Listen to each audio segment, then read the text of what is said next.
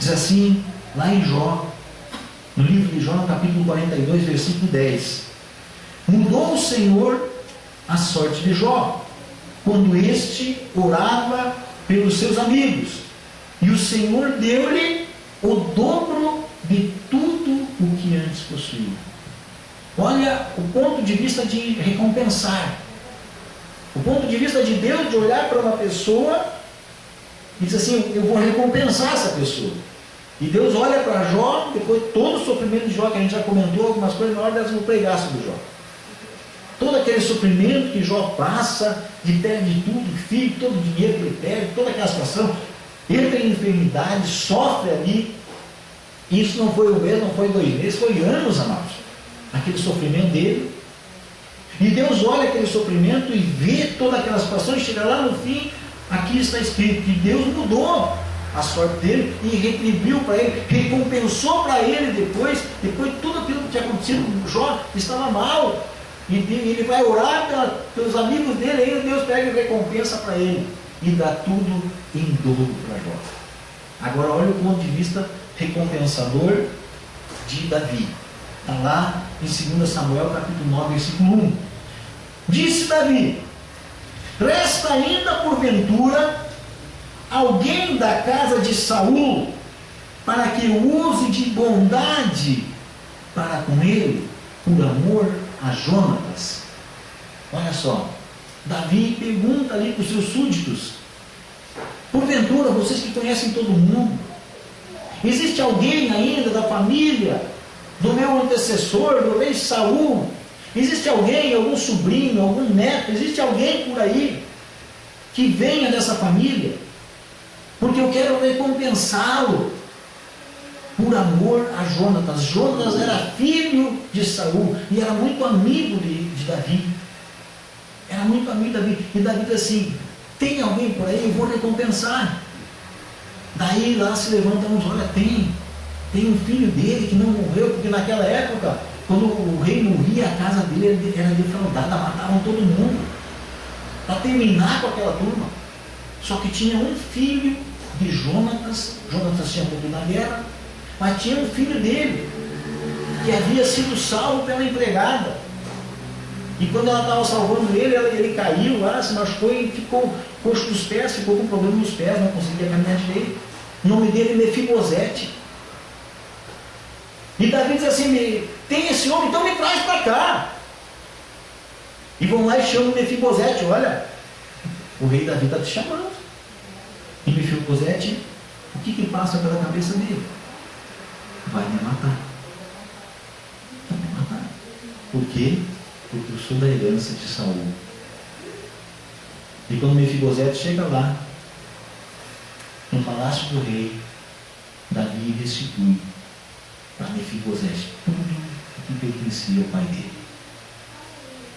E ainda diz assim: olha, a partir de hoje, você come na minha mesa, no meu palácio.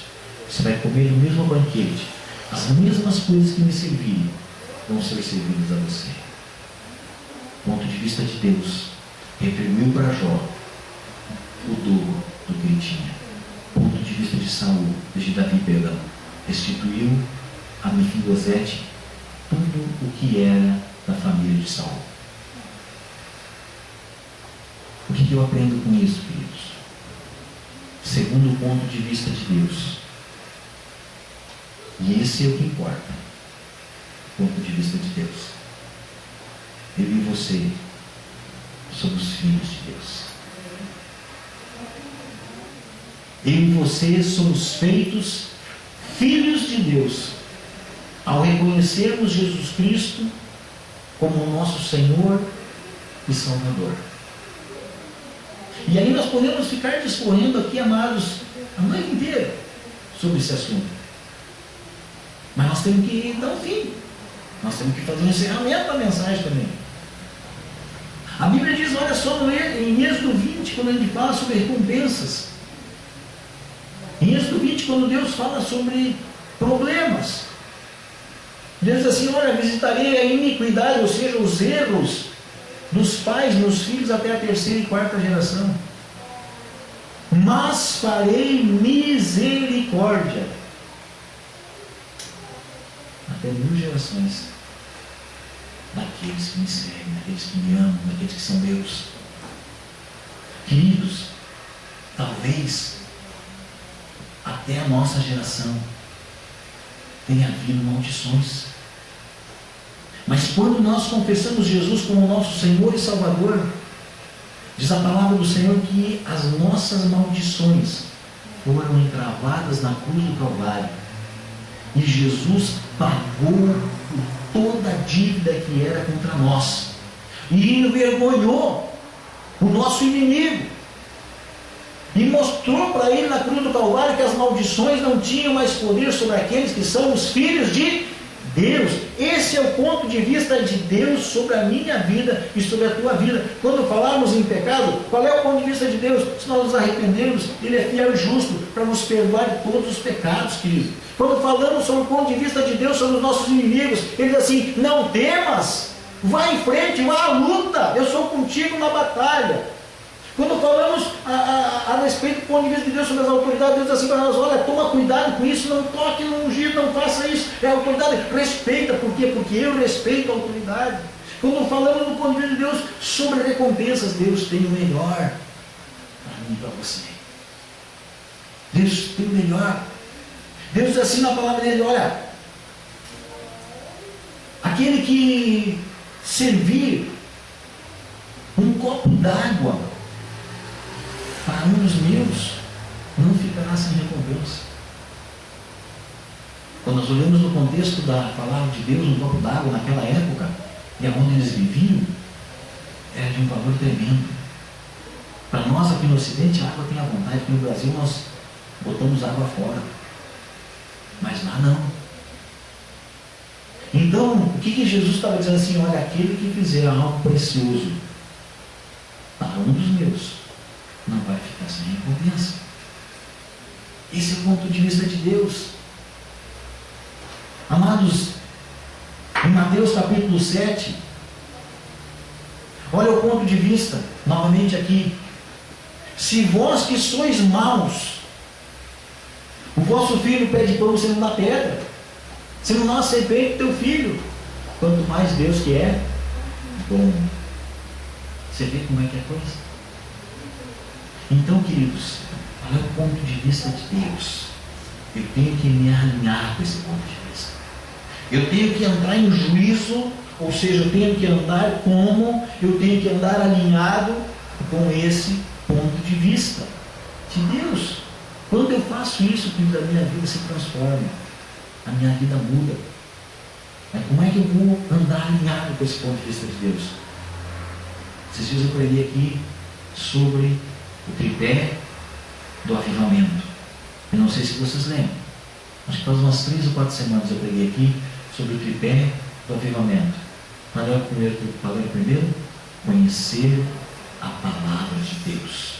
Ler a palavra de Deus. Somente lendo a palavra de Deus eu vou conseguir me alinhar com o ponto de vista de Deus. Porque aí eu vou conhecer Deus.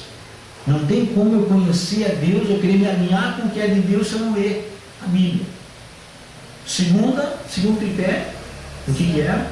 Oração. E terceiro, jejum. Esses são os tripés do avivamento. O tripé de nos alinharmos ao ponto de vista de Deus, para nós andarmos como Deus quer que nós andemos. E querido, eu vou dizer uma coisa para você: à medida que nós vamos andando segundo o ponto de vista de Deus,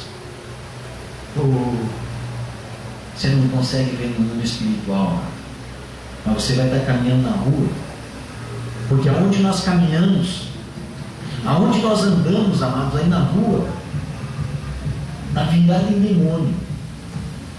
E aí você vai estar andando, queridos, como filho de Deus, alinhado pelo ponto de vista de Deus. E Deus diz que Ele dará ordem aos seus anjos para nos guardarem, para que nós não venhamos a tropeçar em alguma pedra. Você está andando na rua, querido, você está andando escoltado. Filho de Deus. A Bíblia diz que os anjos são ministradores, eles são chamados por Deus, eles são ordenados por Deus a nos servirem. Nós não falamos com eles, nós não os vemos, nós não damos ordem aos anjos, mas a Bíblia diz que Deus dá ordem a eles para eles